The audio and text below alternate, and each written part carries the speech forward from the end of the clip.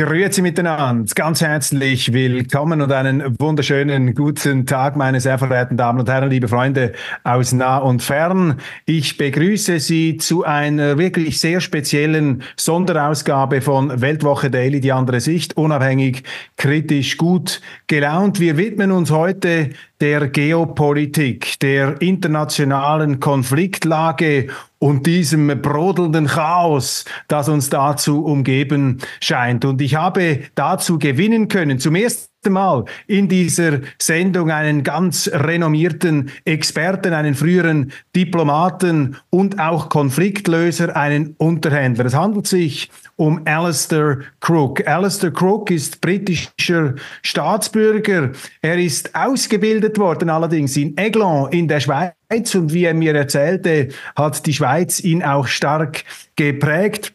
Er war dann tätig im diplomatischen Dienst für Großbritannien, für die Europäische Union und hat sich vor allem in Konfliktsituationen als Entschärfer, gewissermaßen als Therapeut und Lösungsbeauftragter profiliert, insbesondere auch im Nahen Osten, in Tschetschenien und in verschiedenen Minenfeldern der Geopolitik. Wir werden ein Gespräch führen in zwei Teilen.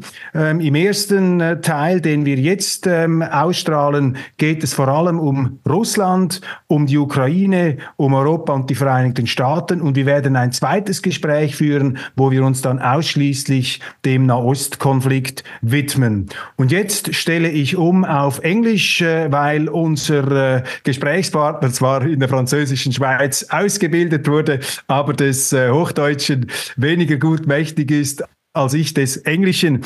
Therefore, I will switch to English and I give a warm welcome to Alastair Crooke. It's great to have you in our program. Many thanks. And as I've learned, you are now in Rome. Is that correct?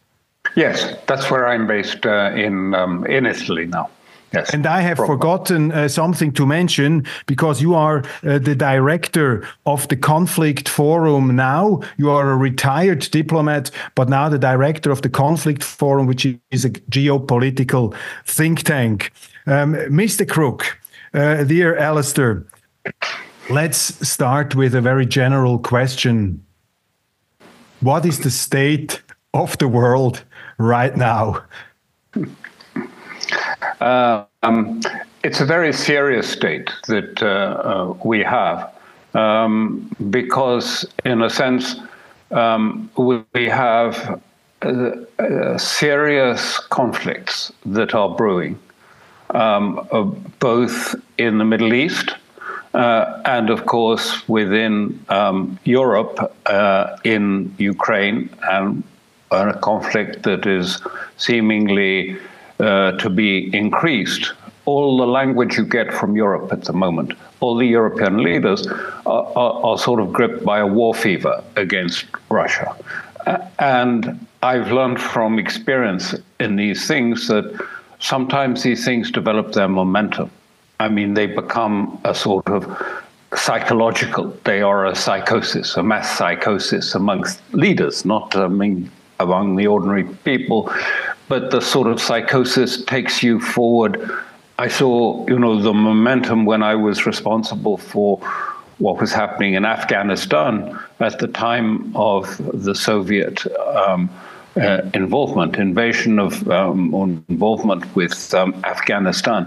I saw that very clearly, that, this thing had a huge momentum. It had a huge dynamic.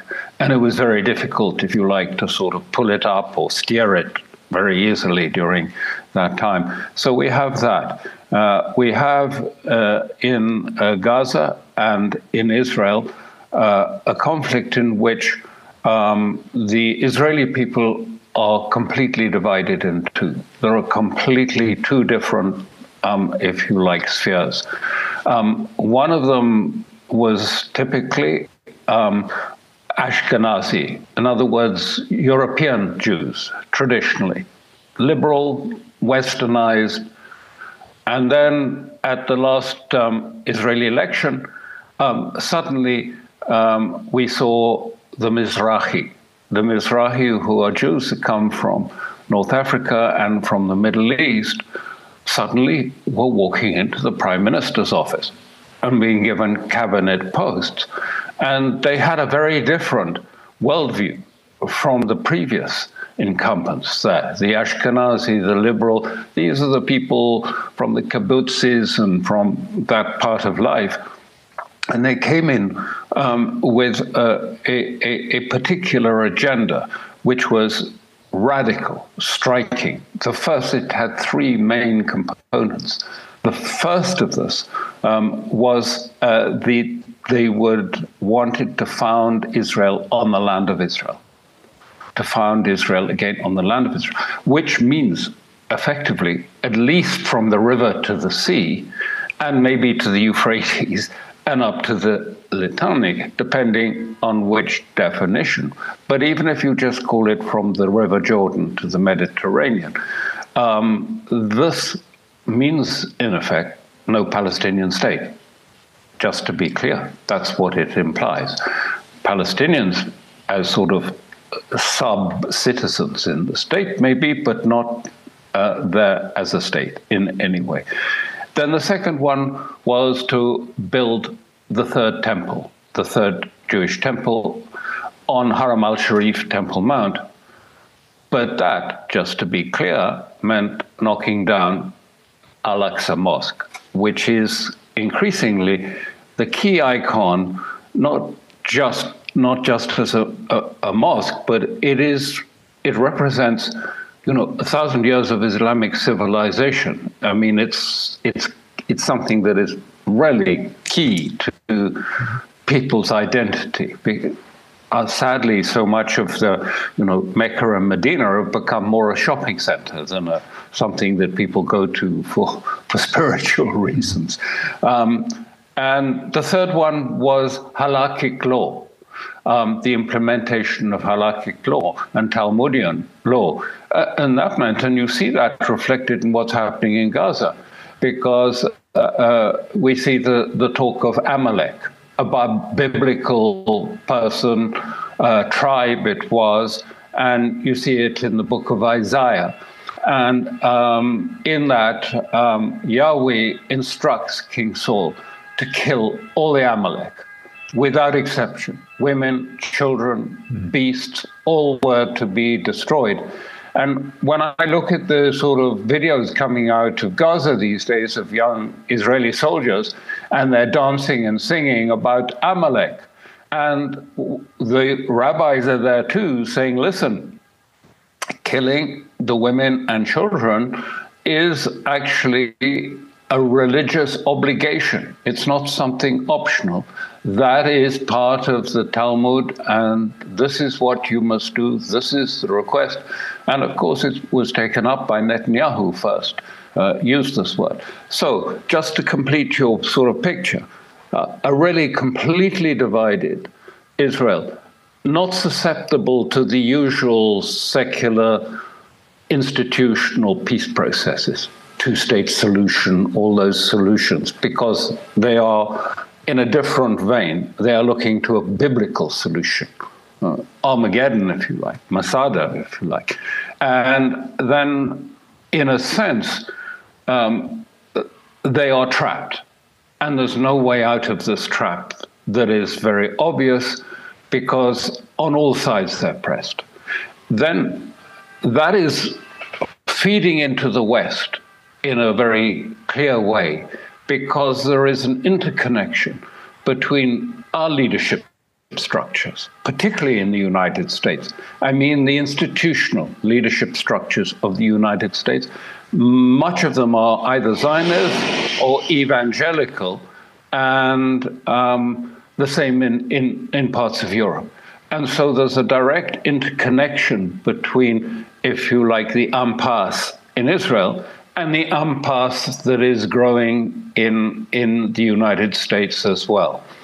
And then we have Ukraine. But I think I'll stop there. Very interesting. What you're saying, Alastair. If I understand you correctly, or if I make a interpretation, one can say that we have a very religious dimension in the war situation in the Middle East, but we have also some kind of pseudo-religious mass hysteria of the leaders vis-à-vis Russia and increasingly China. Is our world in a state of war fever, or our leadership in a state of war fever? How dangerous is it now? Are we stumbling into kind of a scenario of a third world war? How realistic is a huge escalation of these two minefields? No, I think you are exactly right. And I think we are in a particularly dangerous period, this period. In a sense, there is a direct parallel between the two. You called it a sort of, I would call it a sort of secular eschatology that is gripping the West, in that, it does still see itself as having a missionary purpose to, if you like, to convert the West to its vision of the future and its vision of a way of living, and it is intent on imparting its values. So this is the sort of missionary redemptive element, if you like, the eschatological. I know eschatological and secular don't seem to go together very well, but in a sense, underlying the secularism are some of these deep religious impulses. And these mirrors somehow the biblical dimension of the conflict in Gaza. This is a very interesting observation, I think, that you are making here. Let's focus on the war in Ukraine, because in our next edition we will focus on the Middle East. Oh, yes, I would just say, to finish off in the sense, is the interconnection of the power structures in Israel with our own, in terms of media and the actual institutional leaderships and things, is that we have also got some of the same problems, including the tendency to have an immediate resort to what Putin, I think in 2007, called a hyper use of force by the West in order to ensure its monopoly domination. He said that at the Munich Security Council, even in 2007, and warned that this was not, acceptable to Russia even then, and said, we will, we accept the challenge. We will prepare for it. So in the sense, the Israeli, immediate resort is to overwhelming military force, either in Gaza or in the region, to restore deterrence. And also for the United States, going back even to the sort of Mackinder and the Brzezinski view that there can be no challenger from Eurasia to the West, and that must be met by overwhelming force. And so the two, in a strange sense, are marching in parallel together in terms of their zeitgeist, their foreign policy zeitgeist. Not in a strict religious sense, because one is more Protestant and evangelical and the other is different. But they are marching in that. And in Ukraine, we have the Ukrainian conflict goes back a long way. But what has made it so intractable is that there was always a civil war in Ukraine. Before this started, between, if you like, Luhansk and Donbass and the west of Ukraine, which had quite different roots and antecedents. And what has made this so intractable is that if there's a parallel, I would say it's something like Northern Ireland and Southern Ireland. I was involved with that. And there you have people with completely different visions of their history, completely different visions of their future. And you can't just put them in a room together and say, sort it out, because that doesn't work. You have to get to a position where each side will accept that the other side has a point and is a legitimate, if you like, it has a legitimate argument. And that never happened. That's why the Minsk agreements all failed, because it wasn't going to happen. But the bigger problem in this is about identity politics, because for old reasons, I can go into it, but I don't want to take too much time on it. But the western part of Ukraine came to see themselves as having a different identity, partly during the interwar period, when they were part of the Wehrmacht, the 14th division of the Wehrmacht. And Germany was going through that period when racial thinking was becoming very prominent. And so the Ukrainians that were in the Wehrmacht adopted a sense of a new identity, which they thought would appeal very much to Germany. So they said, well, we're not Slavs at all. We're really actually a Viking stock. And our language is an old language from another era. So we're not like those Slavs at all. And even you'd have the head of the National Security Council saying, we can cope with Asians, from Kiev, the head of the National Security Council. But those Slavs, they're subhuman. We don't deal with those. And this has been fostered as a means of undermining Russia. And the European Union has taken this up with alacrity and sort of regards the Dnieper, the river dividing Ukraine, that they're Europeans. It's totally bogus. All the DNA and all the evidence shows that all the Ukrainians are both sides of the, if you like, Dnieper, are Slavs. Their language is actually a dialect of Russian. It's nothing to do with German or any other part of it. But this identity issue makes coming to a negotiated settlement that much more difficult, because Europe says, they're Europe.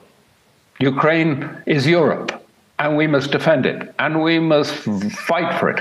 Well, they're fighting for something that is totally false, for a start, because they're not. You can say some of them have got Hungarian roots or Romanian roots, but they are basically both Slavs and of one people. But the old idea of negotiations, which I was sort of brought up on, was about interests, not identities. When you move to the identity level, it's much harder, if you like, to find any grounds in which you can negotiate. That was the lesson I took from Northern Ireland, and was very clear. And so the failure of Minsk was which largely, the Europeans triggered. I mean, Merkel and Macron, they triggered the failure, which Minsk was really an attempt, like in Northern Ireland, to try and find some sort of modus vivendi between two communities that had quite contradictory, if you like, versions of history and visions of the future. Well, that hasn't worked, and so now we're in a conflict. And as I'm speaking to you, it seems to be coming to some early resolution. The front lines of the Ukrainians are just crumbling all around Kharkov. All their reserves are already in play in shaping up Kharkov. And now the big scandal is revealed that actually there are no defensive lines built. And everyone, and within Kiev, people are screaming at each other and saying, why are there no defensive lines then? I mean, we spent billions on this, billions of money to do this. They've been stolen. The money's been stolen. The defensive lines are not there. So village after village, town after town is effectively just collapsing to the Russian forces. Fascinating. If you look at Swiss newspapers, German newspapers, you could say, the consensus also among our elites in the West, in Switzerland, you name it. They say the evil Putin, this kind of new Hitler or new Stalin or new Genghis Khan, he's an imperial dictator, and we have to stop him, otherwise he will march on. This is the overwhelming narrative of our leaders. What are you saying to this, and who is actually to blame for this war? I think it's very clear who is to blame and what are the origins of it. The origins really go back to the fall of the Berlin Wall. When the Berlin Wall fell at that point, it was imagined that there would be a discussion between, if you like, the West and the Atlantic forces and Russia, which was occupying part of Berlin at that stage, about how to come to some sort of future arrangement, some sort of between the two parties. And that never happened. And there were loose verbal agreements, not a meter beyond the line. And the Americans gave very clear, specific undertakings as they tried to absorb the three sectors of Berlin into a new alliance, the NATO alliance. And it was agreed there would be no further encroachment beyond the German border towards the east, nothing. And of course, that has been ignored. And we have had NATO moving closer and closer and closer. And 2008, even though Merkel and the other European leaders said, we didn't really agree with this, but in 2008, they said, well, Georgia and Ukraine must join NATO, putting NATO right on Russia's border. And as I say, this really goes back to Brzezinski and his very clear in his book in 1997, The Grand Chessboard. And he said about this, he said very clearly, he took the idea of the heartland as opposed to the, if you like, the Atlanticist world. Mm-hmm. And he said, Russia with Ukraine will be a power. Russia without Ukraine is weak and can be undermined. And it was from that we have had the sort of push of pulling Ukraine away out of, well, first of all, it was pushed out of the Soviet Union, but pushed it into the NATO sphere and into the European sphere, even though this, as I say, was somewhat illusionary. But the aim of this was always to prevent, if you like, the heartland forming a single powerful element. As Brzezinski said, we cannot allow any Eurasian challenge to United States global primacy. No Eurasian challenge from Russia or China or from the heartland. This was pure sort of Mackinder type thinking. But then he added to it that the pivot to weaken Russia, and this was 1997, he had the pivot was to take Ukraine and put it into the Western NATO camp. And that has been where we are going and being pushing. And this is why, Putin said as early as 2007, you do this, we are going to war. And it was, I think, even in the year, Bill Burns, who's now the CIA director, as ambassador, wrote and said, "Niet means niet. Don't do this because it will lead to a war between the West and Russia. Russia will not accept to have Ukraine as a NATO state there to try and emulate, if you like, in their view, Afghanistan, the sort of Afghanistan bleed, which, by the way, was also a fake. It wasn't that the West because I was there at that time, and I know what happened. The West did not defeat the Soviet Union in Afghanistan. What happened was it imploded. The Soviet Union was in the point of disbanding itself. Can we go so far and say that the actual aggressor in the Ukraine is the West, are the United States of America? You can. And I mean, the reasons for it go back even further, because at the end of this war, when I said there should have been an agreement, you know, when the Berlin Wall fell, where, you know, what is our field of interest? The Western field. You know, where do we draw the line? How do we sort of come to some sort of accommodation? And instead of which, I mean, we formed NATO out of the three sectors of Berlin. And, you know, Russia, you know, said, listen, we don't accept this. I mean, we've just lost, you know, 24 million people in this war. Don't want a new militarization of the region and the area.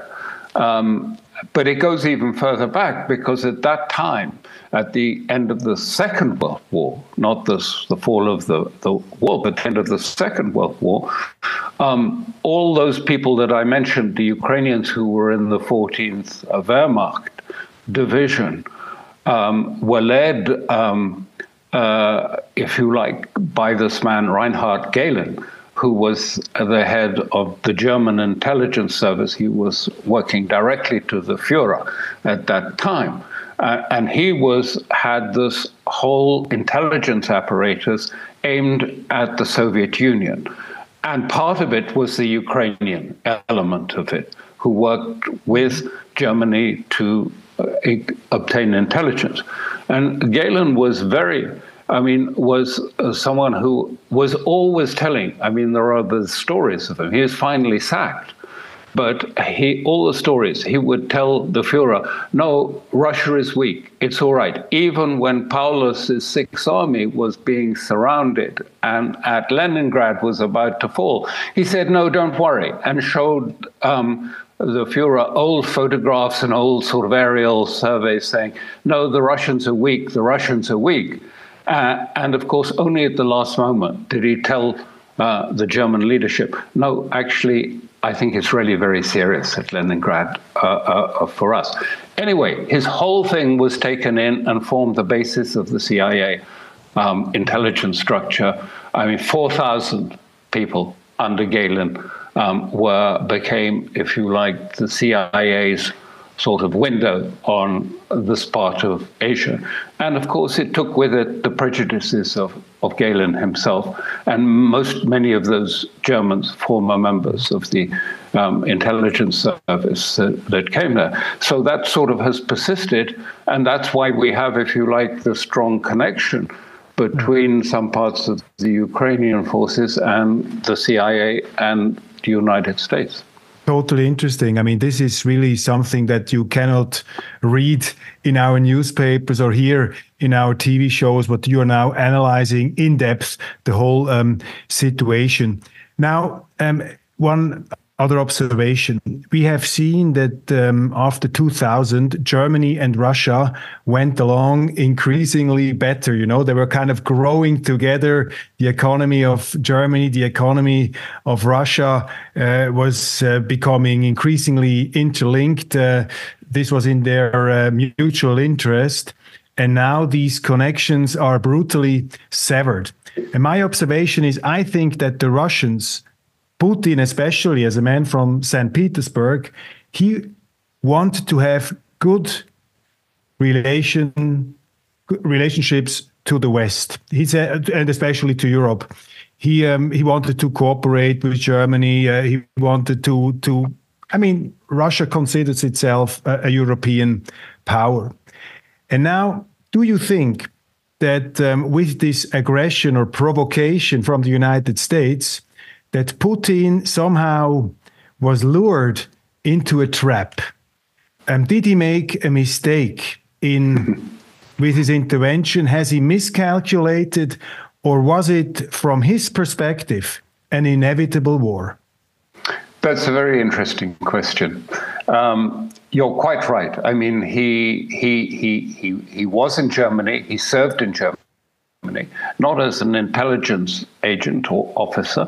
He was there as a legal advisor. His background is in law, and he was, if you like, there in terms of his legal credentials. He speaks very good German. He likes the West. St. Petersburg feels a particular attraction towards Europe. I just come back from St. Petersburg about 10 days ago, and I can tell you it's changed completely. St. Petersburg goes on. It's still the sort of cultural center in an extraordinary way. I mean, high culture in St. Petersburg. Not sort of pop culture that you find in some of the West. Very high culture, which they're very proud of. But the tone of people was quite striking. They said, we were so shocked by the hatred that the Europeans have showed to us. And they feel not only shocked, but they feel betrayed by it. There's no going back now. They just actually despise what they see as the weak leaders of Europe, the Macrons and the Scholz, and they don't expect anything from Europe. But they were very concerned. And what you say was right, because I was there at the time when earlier, when with Putin at the meetings of Weltlage, when the main discussion was about, Greater Europe. Vladivostok to Lisbon. And there were big discussions then about how Greater Europe could take place and that this would occur. But I have to say, for whatever reasons, and I don't know quite why, it is now absolutely obvious from everything that has come out since that both Merkel and the French leadership were playing a double game and deceiving Putin. They had no intention of agreeing to Minsk. They were just playing along with it to get more time to increase the military forces of Ukraine. And yes, he knows, and he has pretty well admitted and said, I was deceived by this, and that was, he doesn't call it quite, I don't think it would be described as a mistake, but yes, that was something that he didn't realize, that he was being so deceived. And of course, naturally, he feels concern about that. Just as I said, I found in St. Petersburg a strong sense of, it's a mix of sadness, because, the culture of St. Petersburg, of course. But now they've come to see themselves really as the sort of last redoubt of real European culture and real Christianity. Since, the fall of Constantinople, it has become, if you like, something of a redoubt of the values of Western civilization. And so they see this as very much against the sort of new Western values of diversity, of social engineering to produce a change in the demography of European and American societies. And they just don't understand how we've gone down this route. So they do see themselves as something of the sort of a redoubt that is fighting for this, and that the only true European values, if I can say that, of Christianity and of civilization now reside in Russia in a paradoxical way. This is very interesting also in the respect you mentioned before, that there is also some kind of religious or cultural dimension in the Russian perspective, that they see themselves, or Putin sees himself probably as the torchbearer of Western and European culture, and he fights against the decadent West in the Ukraine. But the deep question to me, what I'm asking myself all the time is, it's totally, isn't it contrary to the Russian interest? The Russians are now pushed by the West to the East. I mean, they have to work together with China. But with China, the Russians, Putin is a junior partner. And I think it would be much more in the interest of Russia to have a closer relationship to Europe and with the West, because Russia and China are old rivals. And do you really think that the bridge is now permanently broken between Russia and Europe? Is Putin now doomed to be the junior partner of China? Well, I don't think I would agree with the framework you put around it, in the sense that what happened in at the end of the communist rule. Suddenly, these sort of old keys were dug out from desks, and the church doors opened, and people flooded in. And I've talked to people at some length about this. It wasn't organized by the Kremlin or by the leadership or even by the church leadership. It was an entirely self-igniting return to Orthodox religion. And it's had a huge impact. Perhaps 70% of Russians would say, at least on a poll, that they were practicing now Orthodox Christians. So it has had its huge impact, but it wasn't directed.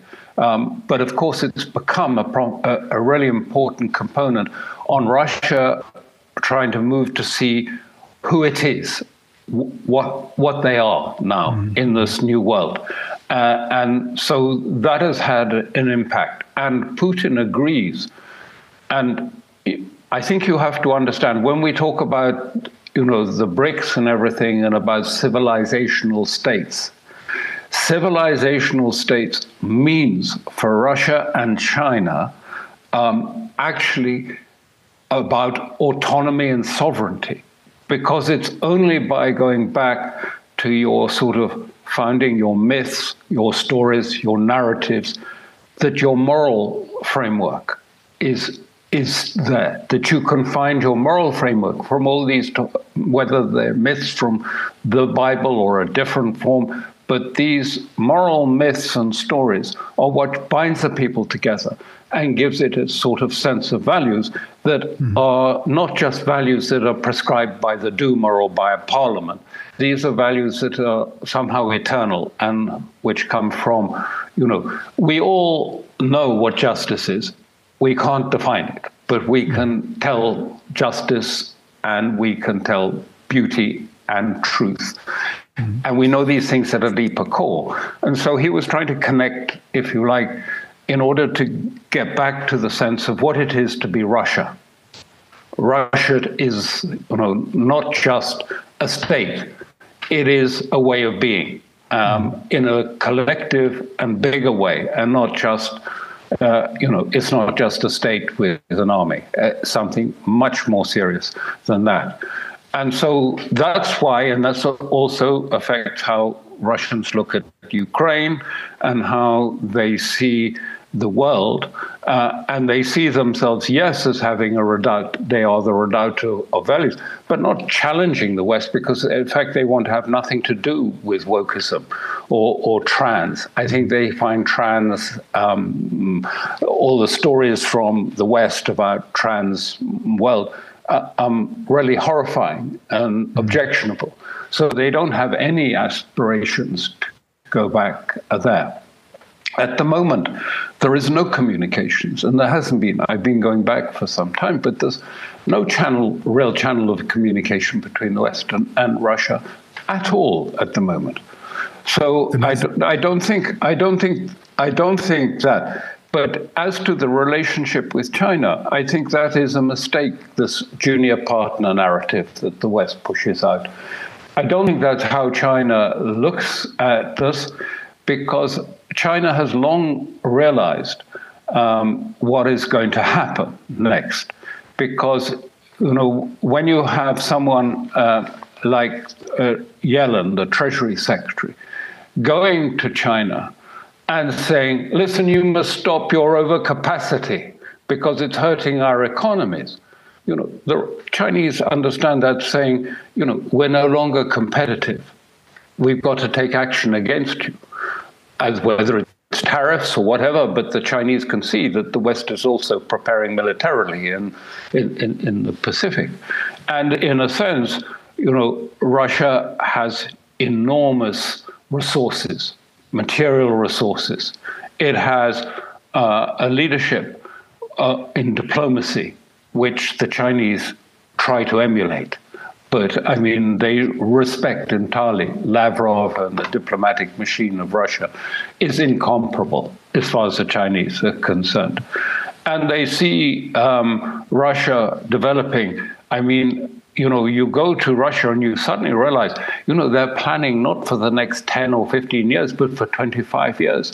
And it's humming. And if you go, to Siberia and Vladivostok, I mean, it is the sort of the pulsating heart of the new economy that is coming. And China is part of that, integrally involved in it.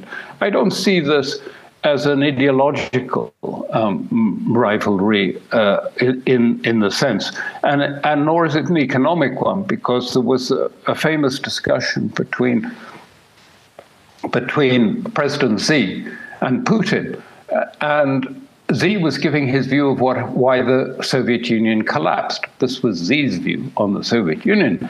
And he said, you stop believing in your own values and you assumed Western nihilism. And this nihilism led you to the place you're in.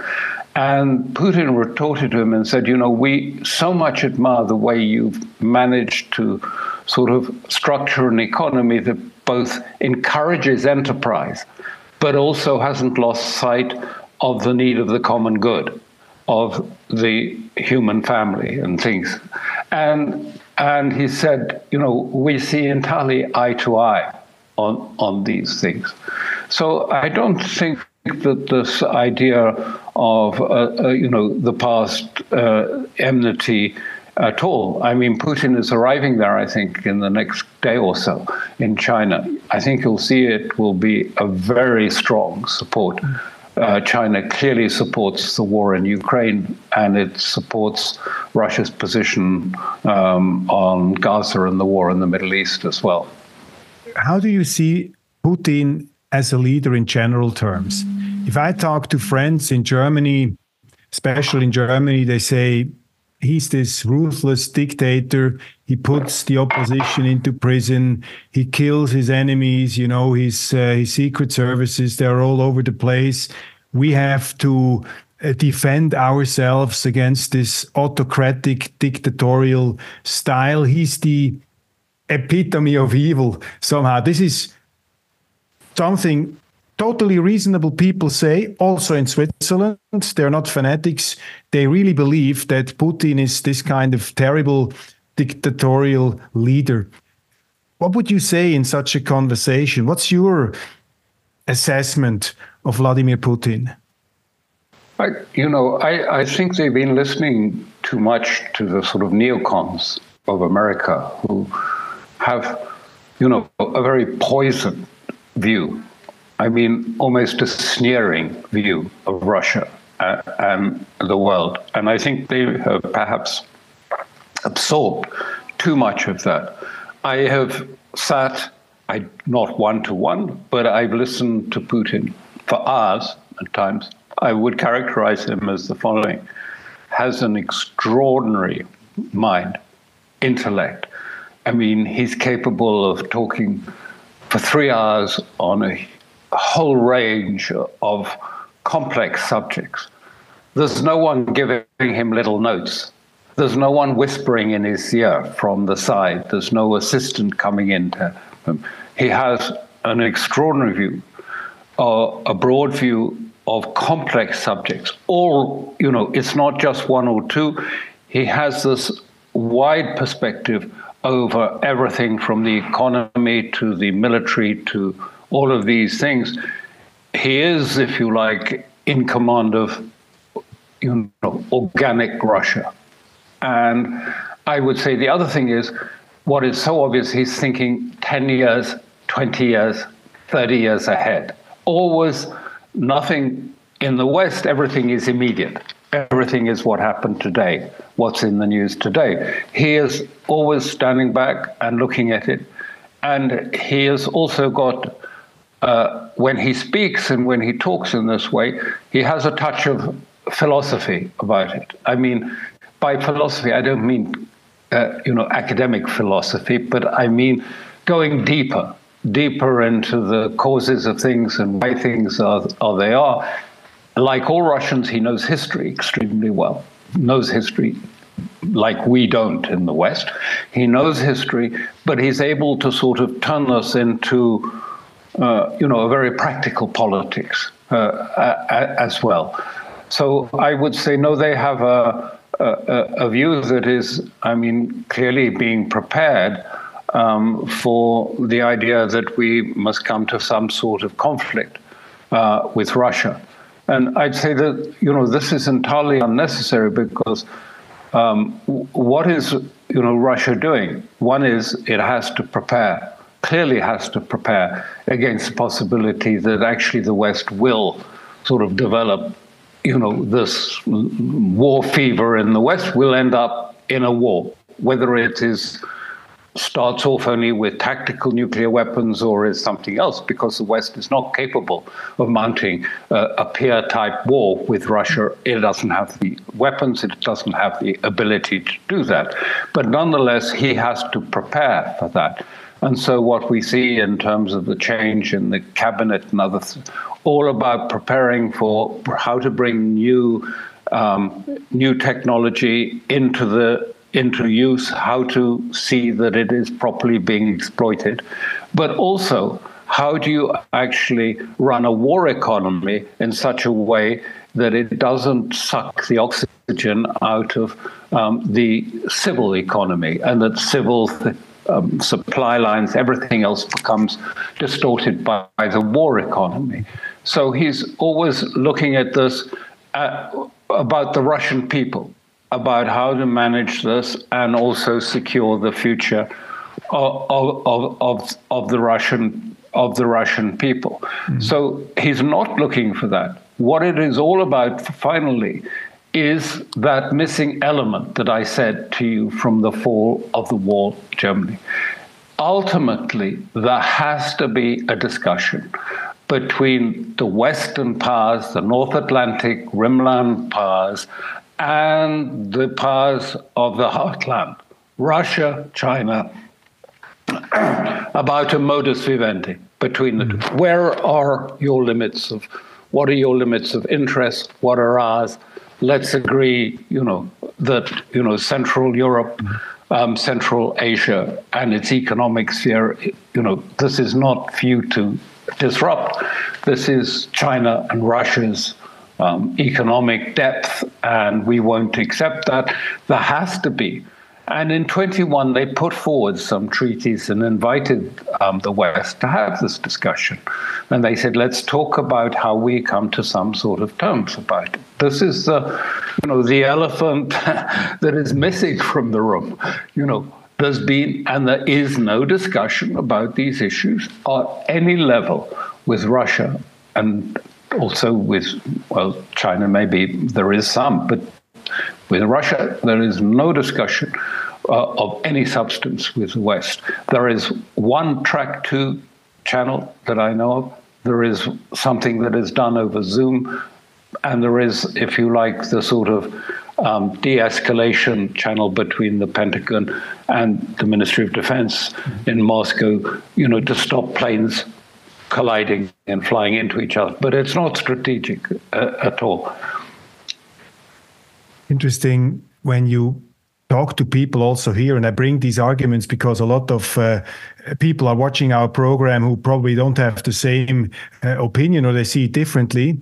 And there is, or it seems to me at least, there is a convincing case to be made that Russia in the last 10, 15 or 12 years or something has turned more authoritarian.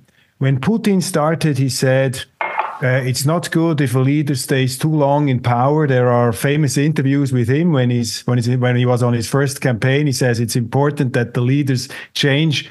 We have these huge reports, you know them, of course, in The Economist, especially in The Economist, where they say he's closing down all these NGOs, the memorial. He's putting people like Navalny in prison. They die in his prisons. Other enemies, they somehow disappear. They get killed. How does that fit in your view of Putin? And how would you counter these arguments? Because the people that bring that up, they say, this is the character of Russia, and we would like to have a good relationship with Russia, but it's impossible because he's this crazy killer, over there. This is a narrative. This is all pervading here, also in Switzerland. I remember this view because Vice President Dick Cheney at one time disliked the fact that there were sort of people who'd actually studied Russia and knew a bit about Russia in the system. And so he invented what was called Team B. I don't know if you remember it, but there was going to be the CIA, and then there was going to be the Team B that would work to him, which would do a sort of alternative intelligence assessment to the official one.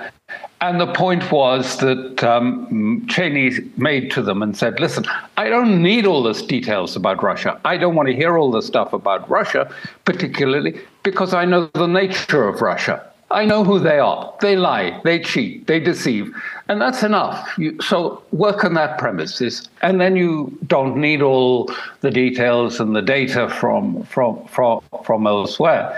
And it seems to me this is part of the sort of the Cheney view of the world, because I just spent, as I said to you, I was in St. Petersburg and then in Moscow. In St. Petersburg, I was invited by, of all things, I mean, I didn't, it's a bit surprising, but I was invited by the university run by the trades unions.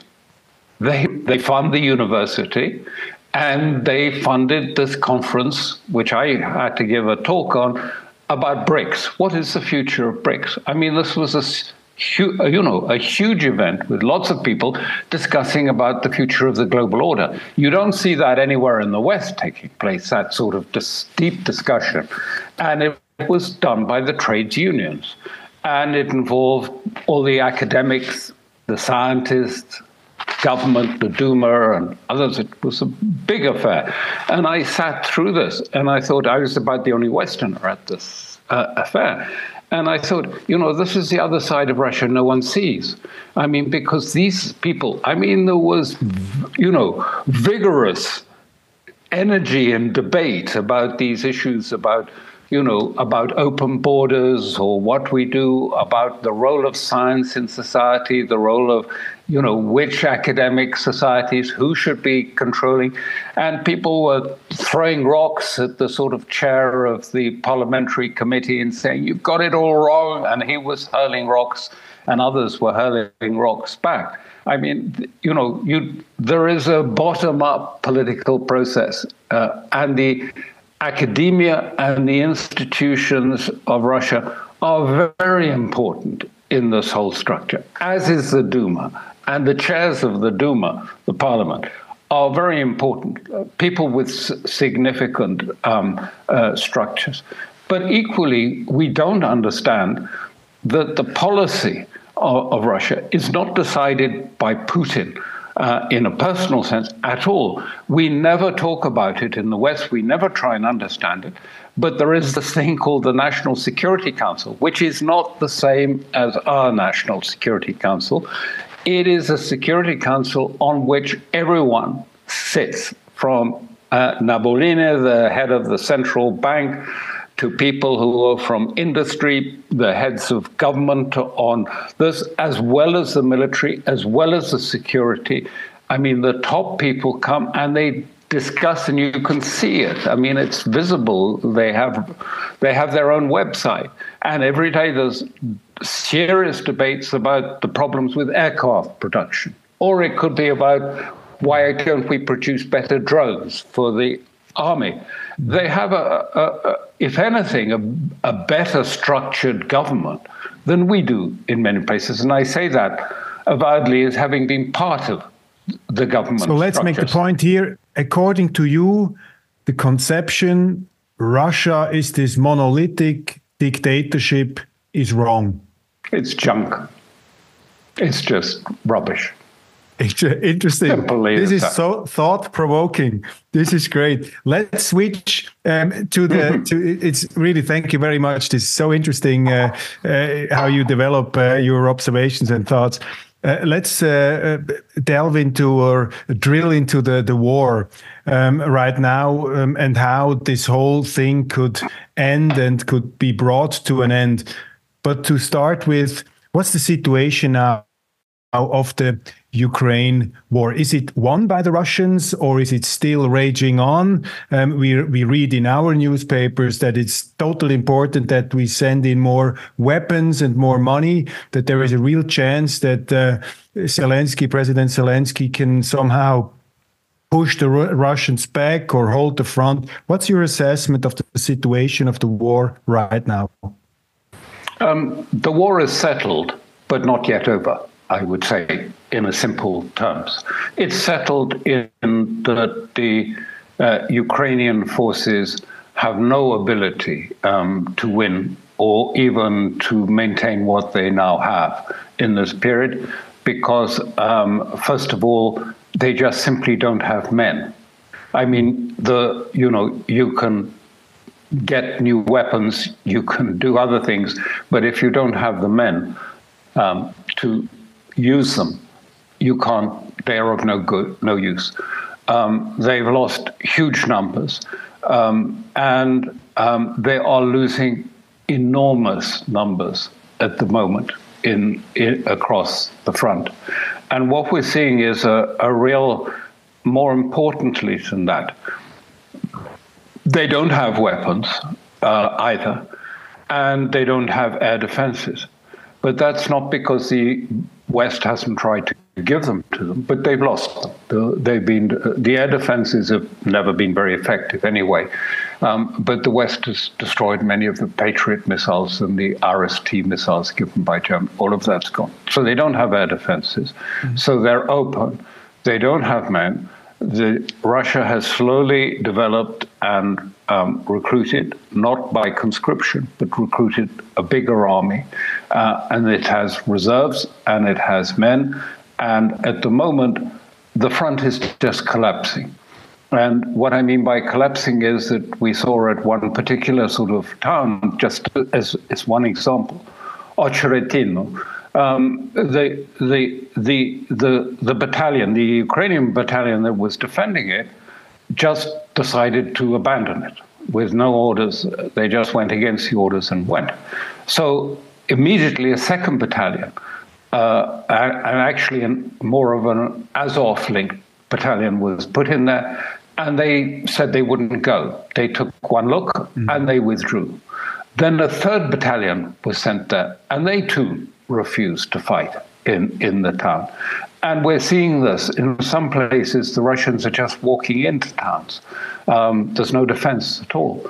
And as I said a little bit earlier, I mean, there is infighting between Budanov, the head of military intelligence, and Siersky, the general in charge of it, each blaming the other. Siersky is saying that Budanov's people, the Kraken groups, fled and abandoned their posts and fled back. And Budanov, the head of intelligence, is hitting back at Siersky and saying, but where are all these defense lines that we're supposed to have spent billions on? Because they don't exist. Where is the defenses? And there aren't defensive lines. I mean, all that money clearly has been stolen and has gone. And so the situation is absolutely critical and is also accelerating again, if you like. I mean, I think we're going to be really on the edge, and very soon, in the next weeks or so, Russia will be on the Dnieper. Do you think that Putin, do you see him conquering the whole of Ukraine, marching into Kiev? No, not. I mean, first of all, that word of marching in, for Russia, and I've had a lot of these discussions with people who are deeply involved in this, Putin has always believed that, not all Ukrainians, as I say, some have a very different roots, but many Ukrainians are really part of Ruski Mir, the idea of the big Russian, cultural, political, educational element. And so if anything, their aim is not to crush them or to, if you like, march into them, but is to find the way of embracing them and embracing them back into bigger Russia. So it's a completely the opposite frame of mind. And I've had these discussions with people who are, certainly in the center of knowing what the thinking at the top is going.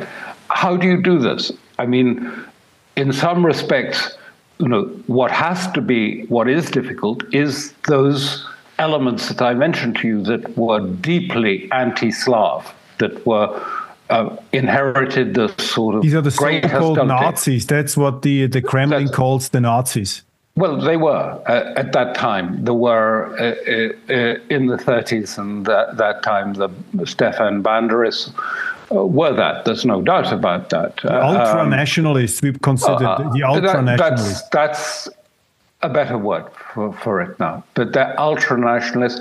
But the point was, as I was saying about the Ukrainian head of, the National Security Council, he describes the people of Donbass, Luhansk, and Donbass as subhuman, as, Slavs. We don't deal with them. And they used those sort of language. And they considered themselves to be this Viking-inspired Nordic master race vis-a-vis these Slavic underdogs. Yeah, exactly. And so that's problematic. But, what I imagine is as things go on, we will see some sort of implosion, both military but also political in Kiev. And of course, I'm sure Russia knows exactly what's going on in Kiev and knows that there will be some people who are looking to find some political solution. From the very outset, Putin went in to Ukraine to achieve a negotiated outcome. And I tell you why, because, during this time I was in Syria. And I lived in Lebanon, but I was going throughout the war to Syria at that time. And when Russia entered the Syrian war, they came in really, I thought, with minimal forces, maybe 5,000 men and about 30-odd fighter aircraft. Minimal forces for a big territory at war. And clearly what he intended was to do that this was a show of force intended to spark the reaction of launching a negotiated process. And indeed, that's what happened. Turkey became involved. Erdogan was the mediator, and we had what was called the Astana process. It hasn't gone very well. Switzerland became involved too, as we have found out. They were already contacted to work with Ukraine in order to create the groundwork for a neutral state, as neutrality workshops. That's right. And in a sense, what I saw was that, at the outset of what happened in Ukraine, Putin followed the Syrian example. He went in there with a tiny force. As you saw, they had a column that was supposed to drive up to Kiev, and everyone said, the Americans all said, oh, well, he's trying to take Kiev. With 40,000 men, it wouldn't fill the Popolo, the Piazza del Popolo here in Rome. Let alone, a city of 3.2 million. It was a demonstration that said, look, we're serious. So let's sit down and sort something out. Anyway, that was pushed aside and rejected. And then they tried again in March, if you like, I think it was March 22, when there was serious negotiations and a big file that was produced, agreement between Ukraine and Russia at that time. And if you remember, the British Boris Johnson came and said, don't you dare come to any terms with Russia. Forget it. You just go on fighting. And so that died. So he never came to this. This is a misapprehension. He didn't come to impose a military solution. He came to try and, if you like, find a solution to the problem of a very hostile core component in Kiev that wouldn't deal with Russia, who hated Russia, extreme fanatics in Russia, find some way of going back to a situation where the bulk of the Russian-leaning population were both secured and could determine their own future about where they wanted to go. Will the NATO countries, will the United States accept this outcome of the war as you describe it now, and which seems to happen on the ground? Will NATO accept it? We have some disturbing signals. Lloyd Austin in the United States, the defense minister, he said, well, if Russia moves on, there might be troops, NATO troops entering Ukraine. You have heard Macron saying that they will send troops. I mean, there are already troops, of course, not NATO, official NATO troops, but there are soldiers from European countries, from so-called NATO countries, are already in Ukraine. How will the West react to this plausible outcome of the war now? Will they just, walk off as they did in Afghanistan and say, okay, we were wrong? Or do you see a kind of a counter reaction of the West?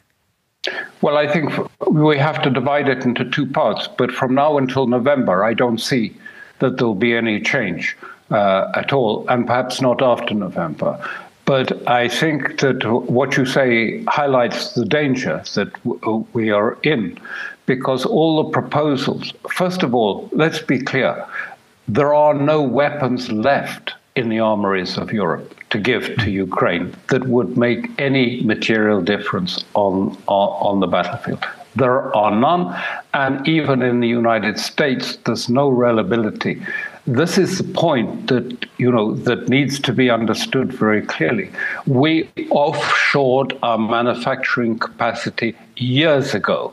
We went over to a different economic model, one of financialization. We produced financial products more than we produced real output.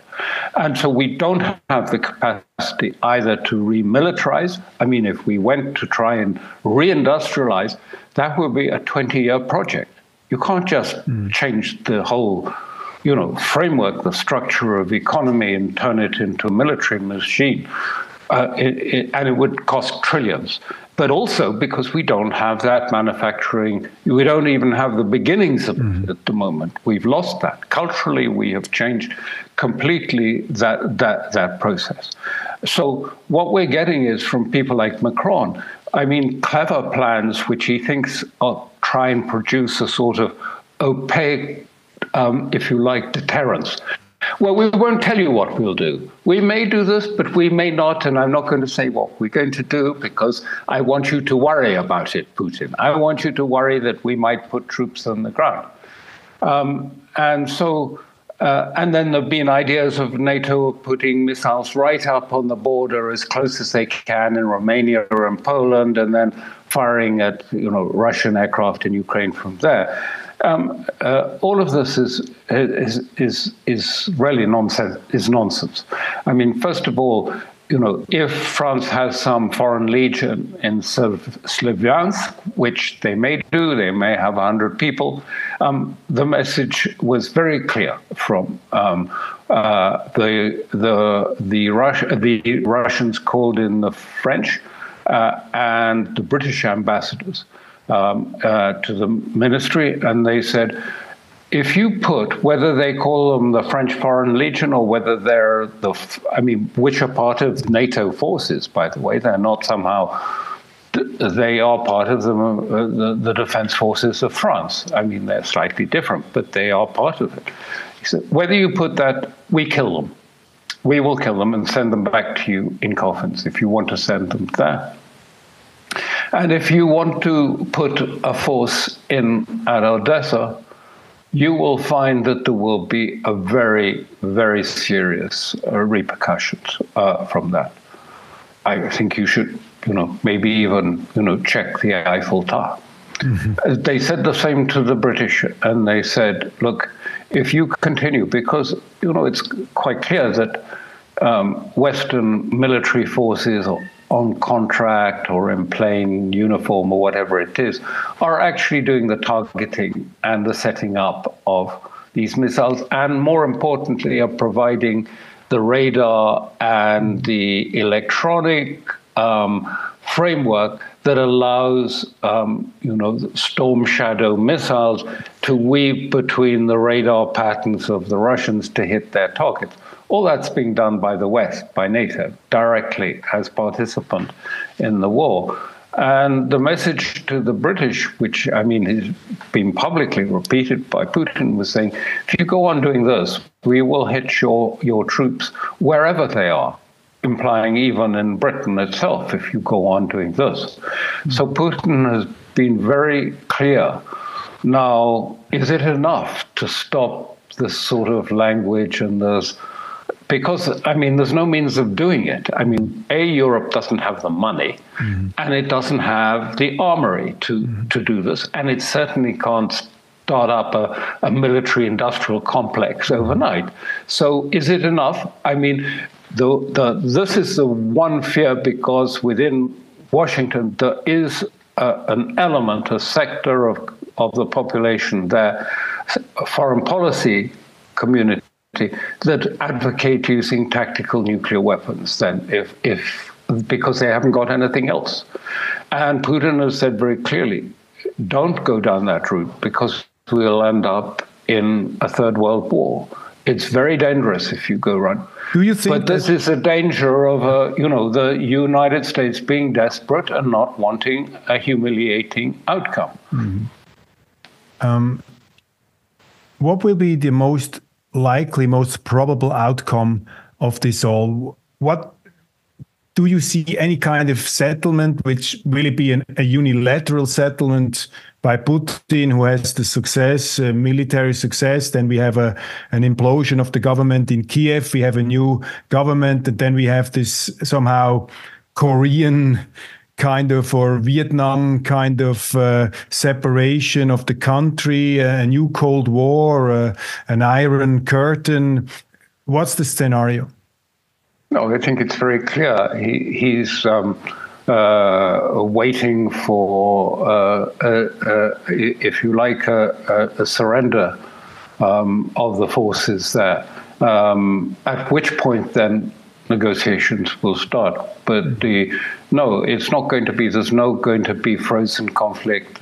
This is a United States sort of. The think tanks in Washington come up with these sort of magical thinking that they can they can just put a bit of pressure on, and Putin will freeze the conflict where it is and sit down and talk. Why would he do that? He wouldn't do that. What would he end up with?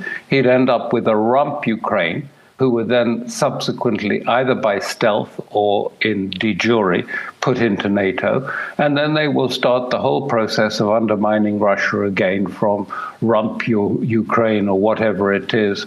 And we'll be back in the same place he was in 2014. Why should he do that? It would be very foolish to do that.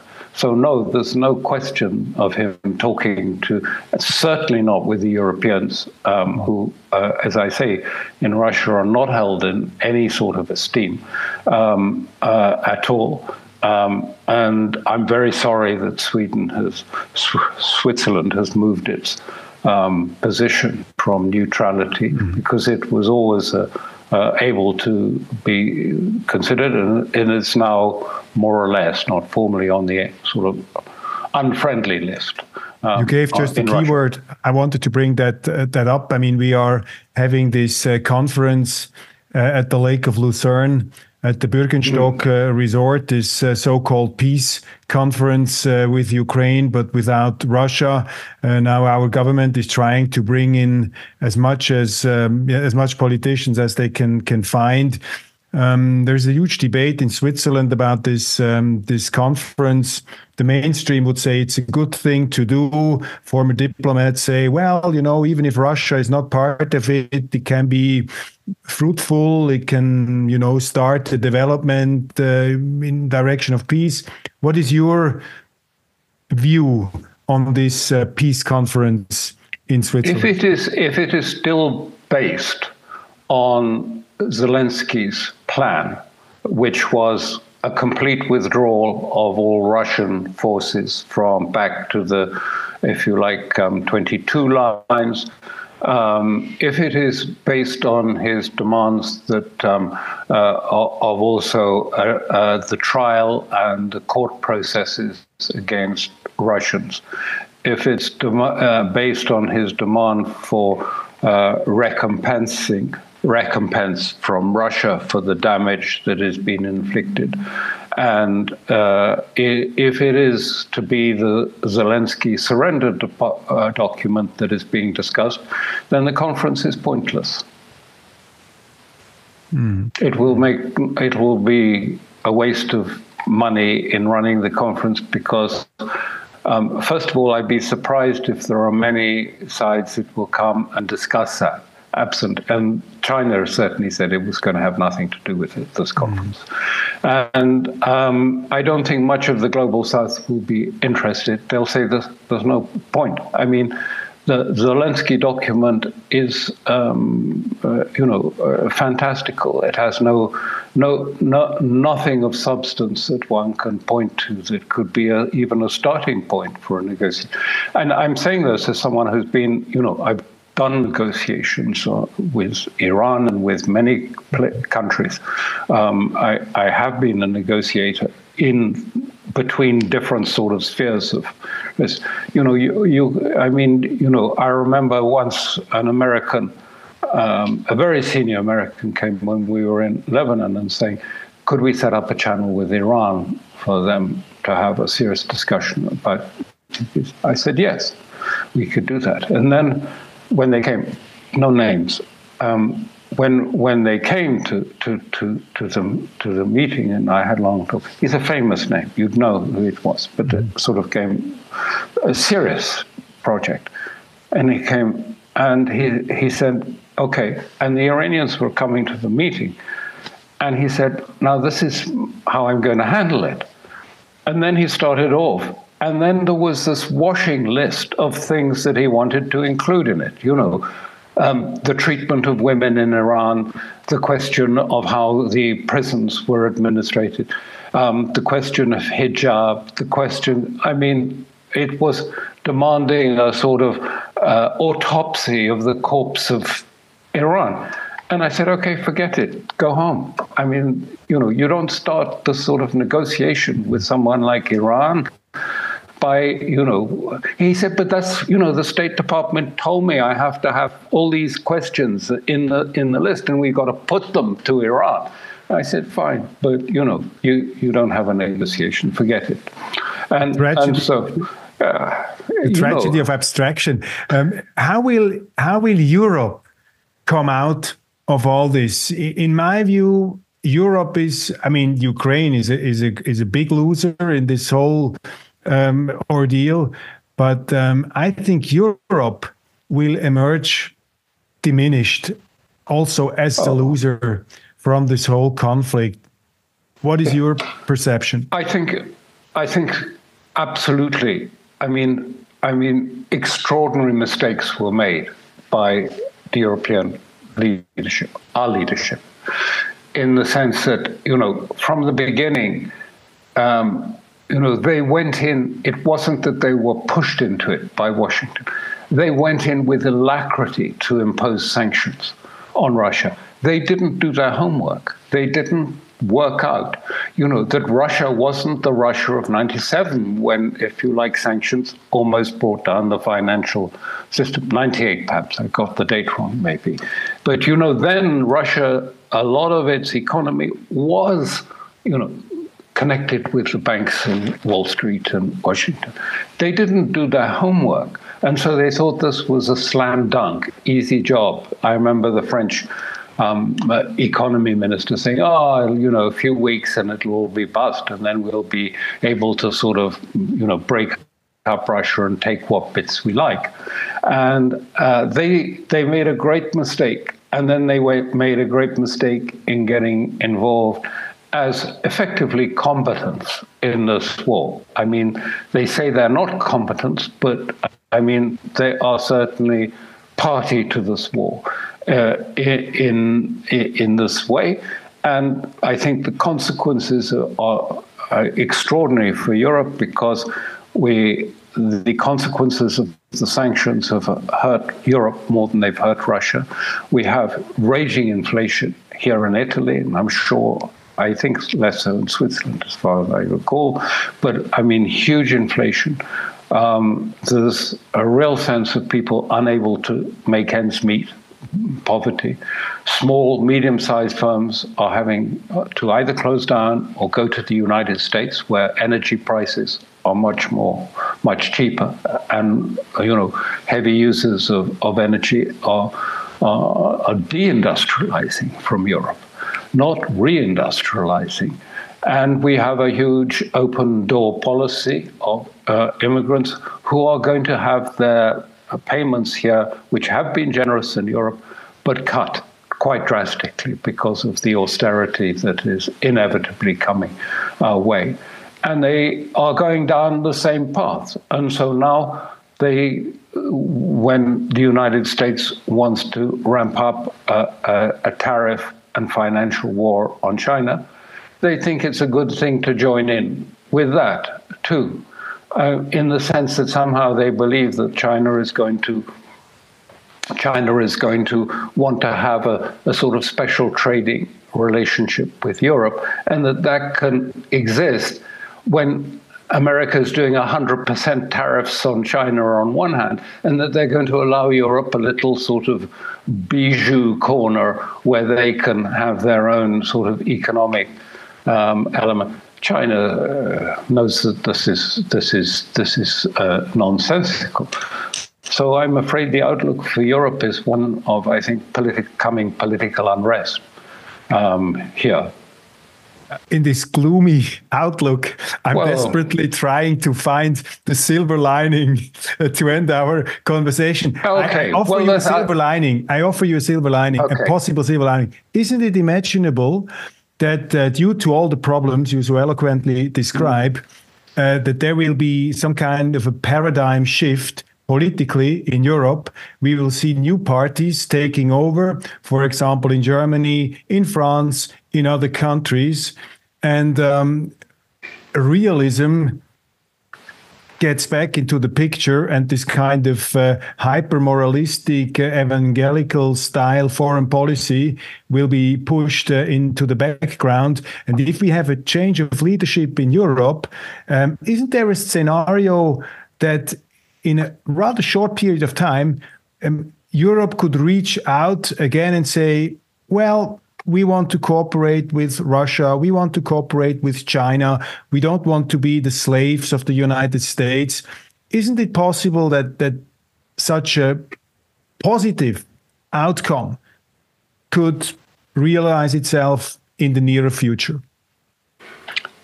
This is what I said in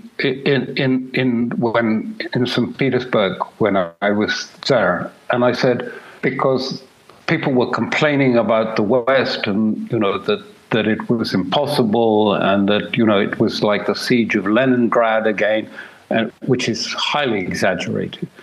And I said to them, look, we are in something of a civil war in Europe. I mean, there are elements of a cultural and civil war. It's an extended one, and it's got a strange character because half the population would say, what are you talking about? Everything is normal, isn't it? And you say, no, there is a struggle, both quite obviously in America, but also in Europe, a cultural war is at hand. But look what's happened.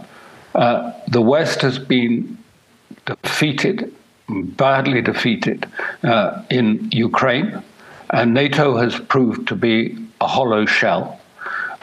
In the Middle East, the Middle Eastern conflict is not only delegitimizing much of the Western leadership, but it is, if you like, actually creating the conflict within the West itself, between the various components.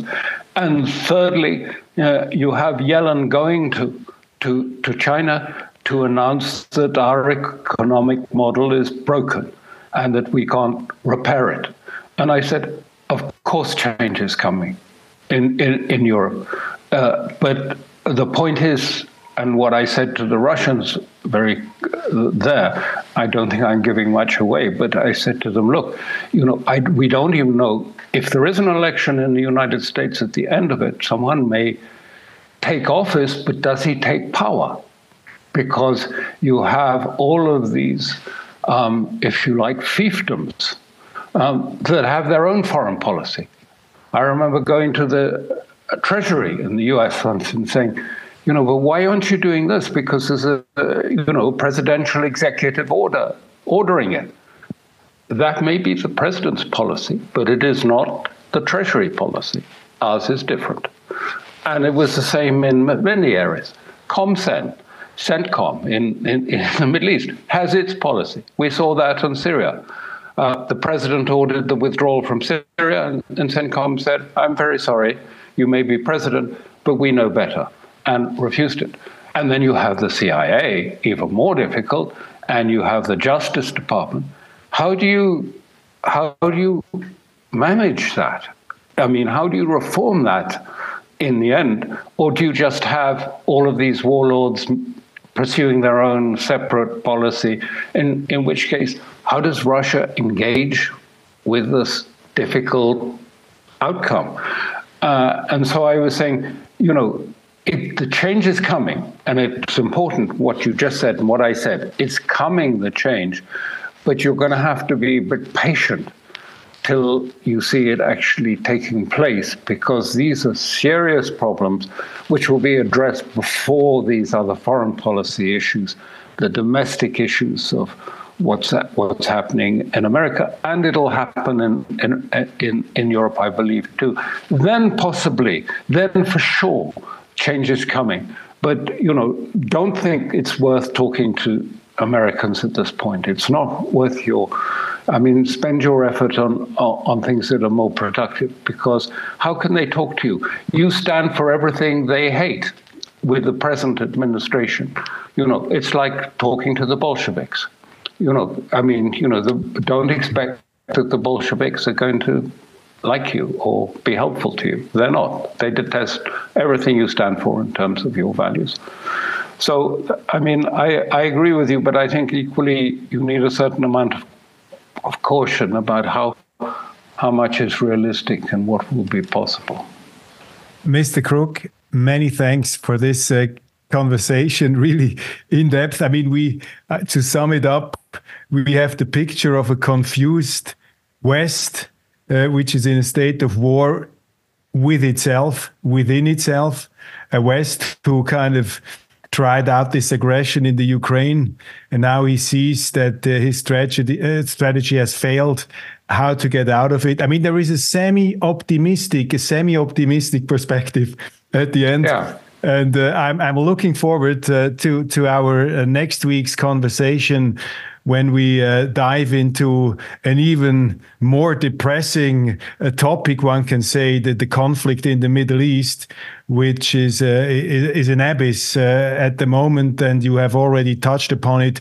Many, many thanks for that, and I'm really looking forward to continue our conversation next week. Thank you very much for having me on your show. Thank you so much.